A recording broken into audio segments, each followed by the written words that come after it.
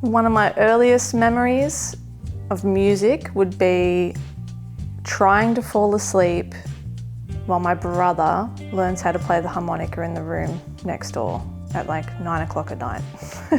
He would play along to John Lee Hooker or Little Richard, and one of my favourite albums that he would play would be Leslie Gore. I still love it today. It's my party and I'll cry if I want to. I don't know why I loved it so much. I think I had seen like Cry Baby with Johnny Depp in it, and I just fell in love with like the 50s and him.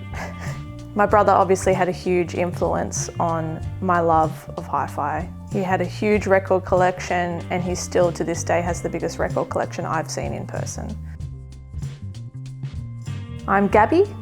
I'm the marketing coordinator at Lank, and I look after everything from social media to photography to filming, and I also sell some stuff occasionally. When I started getting serious about hi-fi about 7 years ago, vinyl was the main source for me. My husband used to work for an airline, and we would travel overseas, and the main, trinkets we would bring home was vinyl. So we'd always make sure we had an empty suitcase to carry truckloads of vinyl home. I've been a fan of Project for a very long time, and I recently just got an X2 turntable. It's so sturdy, it's so chunky, I love the look of it. We used to have an old turntable that when you would lift the tone arm, the whole turntable would move, and this thing is just solid as a rock and I love it. On the X2, we've got the Audifon 2M bronze. I used to be a rep for the brand, so I've had a chance to listen to the full range of cartridges. And in the 2M range, there's 4 different colors, and each of them has a very distinct sound signature. I settled on the 2M bronze because I think it's a nice, smooth mid-tone, especially for music where the vocal is the hero, which is the kind of music I like to listen to. And yeah, the marriage between Audifon and Project is just an obvious one, it just makes sense. From there, we've got the X2 porting into a Project Tube Box DS2. Yeah, obviously Project with Project is going to work well, but I really wanted a phono stage that had flexibility.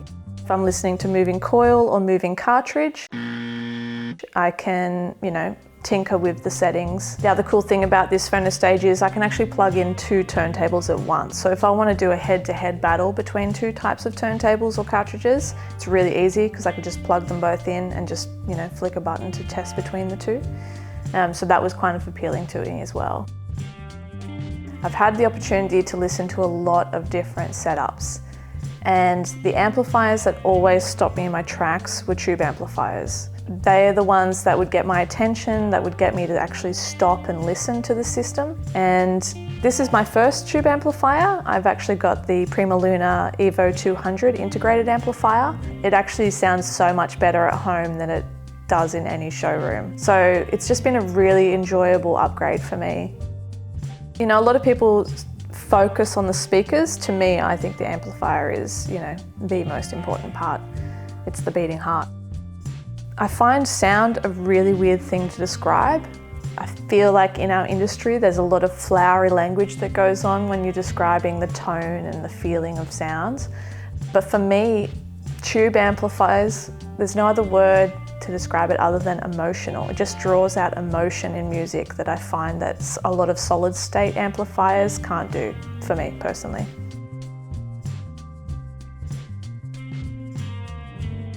In my job previous to Living Entertainment, I was sent a CD player to photograph. Personally, I had no interest in owning a CD player, but when I got it here, I decided to pull out of storage my old CD collection.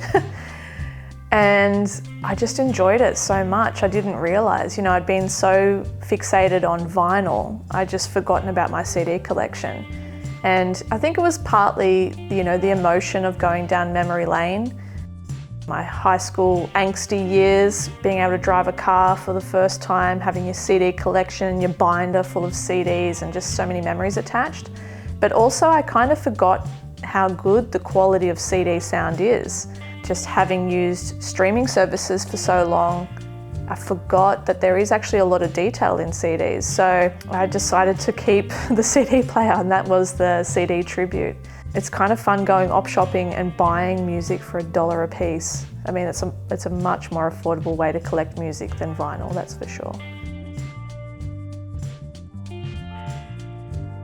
So like most people, I do prefer the sound of vinyl and CDs, but you just really can't go past the convenience of streaming. You know, when I'm sitting at the computer all day, I don't really want to be getting up and changing music all the time, so I need something to stream music. Everybody does. You're in denial if you don't. The Bluesound Node is the latest addition to my setup. It does everything I want it to do, plays Tidal, you know, Spotify, whatever you want to do. I'm kind of enjoying listening to international radio stations as well at the moment, especially the UK ones. Yeah, just getting exposed to different music that other than what Spotify churns out to you has been quite a delight. At the moment, I'm just plugging it straight into the Prima Luna. There's no DAC in between. So there's the potential for an upgrade there, but at the moment, I'm just enjoying the DAC that's inside of the Bluesound. It's fine, serves its purpose.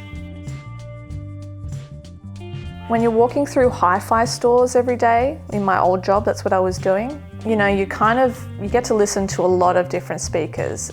The ones that I found myself drawn to were often like the analytical type of speakers, really precise, kind of what you would be listening to if you were actually mixing music yourself.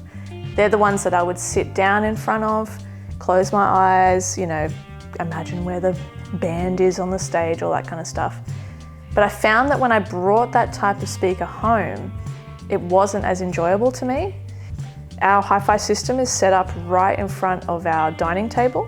We're listening to music just in the background as we're going about our day or when we're having a dinner party, and I just found that that analytical sound didn't really match my lifestyle. The Wharfedale Lintons that I have right now are perfect. They just have that smoothness that I like. They're very laid back, very relaxed, and they're just really enjoyable to listen to for long periods of time. Plus the aesthetics. Aesthetics is really important to my husband and I. This system is right in the middle of our house. It's what everybody sees when they come into our place. So that marriage between that mellow and pleasing sound and the retro aesthetics of the Wharfedale Lintons is just a match made in heaven.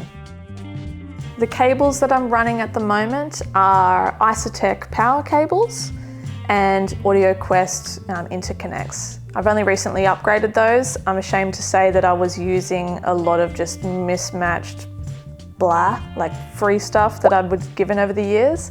But now that I've refined everything and made it all AudioQuest, synergy across the system with those cables, I find that it gives my system the detail and insight that I was after. But you know, it doesn't take away any of the characteristics of all the elements that I've pieced together. With this system, I really like listening to genres like electronic, I'm into dream pop, synth pop, alternative rock, post-punk, new wave, I mean, you name it. This system makes all of it sound really, really lovely. I hope you've enjoyed meeting me and finding out about my system. If you have any questions and you want to know any details about any of the elements, you know, you can always write me an email at marketing@lenk.com.au, and I'm usually available on the live chat on the website as well. So yeah, if you have any questions, please hit me up. Thanks.